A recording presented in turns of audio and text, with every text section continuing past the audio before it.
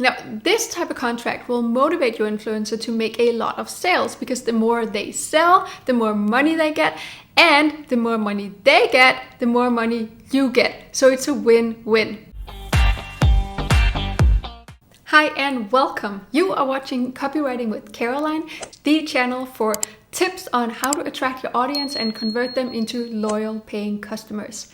I'm Caroline and I've been a copywriter and marketing consultant for over a decade. And in this video, you'll get some tips that will help you make the most of your influencer marketing campaign, including how to pick the right influencer, the best way to pay them, and a trick that you might not like, but one that will be the best way to get the followers of the influencers to become interested in your product or service. So influencer marketing has gained popularity over the years and for really good reason. So where it used to be movie stars and singers and athletes that were the chosen ones to promote products, now businesses use influencers. And that's because they often seem a lot more relatable to the target audience, and therefore they're actually even better at selling particular products and services. If you decide to try influencer marketing, you of course first need to find the right influencer. So let's talk about that.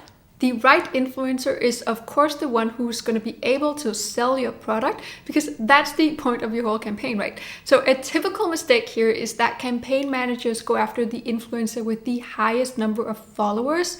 And it's easy to assume that the more followers equal more sales, but this is hardly ever the case because there's so much more affecting the result of the campaign than just how many followers the influencer has. So what are those other factors that you need to pay attention to when you pick your influencer? First, they have to have a good hold on your target audience. So find out who is following the influencer's account. So you need someone whose followers are potential buyers of your product. So let's say, for example, you're selling baby gear, right? Then you'd need to get a hold of an audience that wants to buy baby gear, obviously. And who's that?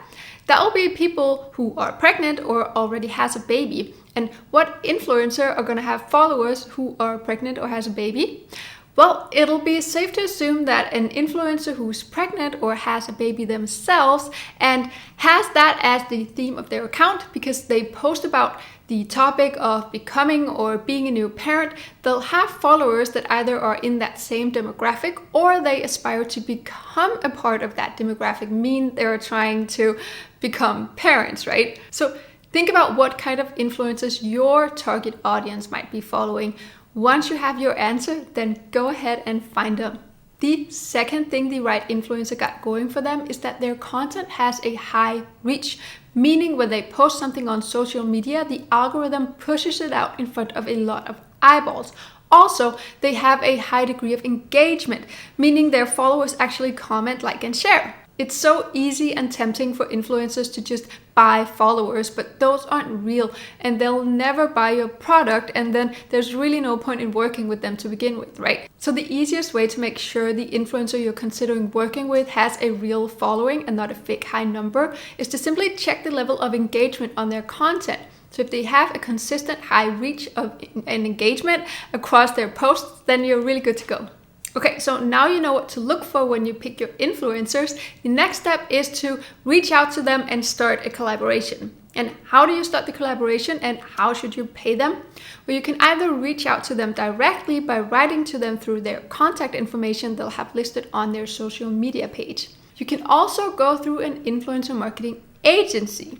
And the really professional influencers who do it for a living, they will often be represented through an agency. Whether you want to contact the influencer yourself or go through an agency, that's really a matter of you and your temperament and your preferences. So agencies, they charge a percentage or a flat fee, so it'll be a little bit more expensive for you than if you just had to pay the influencer. But the upside is that the agency will handle the contract and payment, so you can be sure that everything runs smoothly. And I've heard some horror stories of deals gone wrong because either the influencer isn't living up to the contract, and also of companies not knowing how to set up a clear plan with their influencers. So it can really save you a lot of time and gray hair to just have an agency handle it, especially if you're not used to working with influencers. Now, there are 3 popular ways you can pay your influencer. First, you can give them your product for free, and in return, they'll mention your product along with a video or a photo of them using it. This method is most commonly used with micro-influencers. Second is a flat fee. A flat fee can be risky though, because neither your or your influencer can guarantee that any sales will come from your campaign, so you risk throwing money out the window. However, if you're just doing it not for sales but for branding value, like if you want to create awareness, if you're a new business, then this type of payment can be really useful. And the third type of payment is the results-based one. So you pay a certain percentage in commission to your influencer for each sale they make. So let's say, for example, you pay your influencer a 40% commission and your product costs $100. Then for each sale they make, you get $60 and they get $40. Now, this type of contract will motivate your influencer to make a lot of sales, because the more they sell, the more money they get, and the more money they get, the more money you get. So it's a win-win. You don't risk losing any money because you only pay them for their results. So if they don't sell anything, you don't have to pay them. Okay, so now you found your influencer and you worked out a payment plan. The next step is, of course, to plan the actual content of the campaign. Now, a lot of companies like to have full control over what messaging goes out in an influencer campaign, and so they create this pre-made written script the influencer can use. But I really advise against this. The whole point of an influencer campaign is to create trust with your target audience through this person they already trust and listen to. And if the tone and the word choice doesn't sound like the influencer normally talks, then the followers will see right through it and it'll come across as kind of fake and unreliable. So just don't do it. Instead, just give the influencer the opportunity to say in their own words why they think your product or service is great. I know it's scary to relinquish control over your messaging, and that's the thing I mentioned in the beginning of this video that you may not like. But if you do, it'll come across much more authentic, and authentic sells more.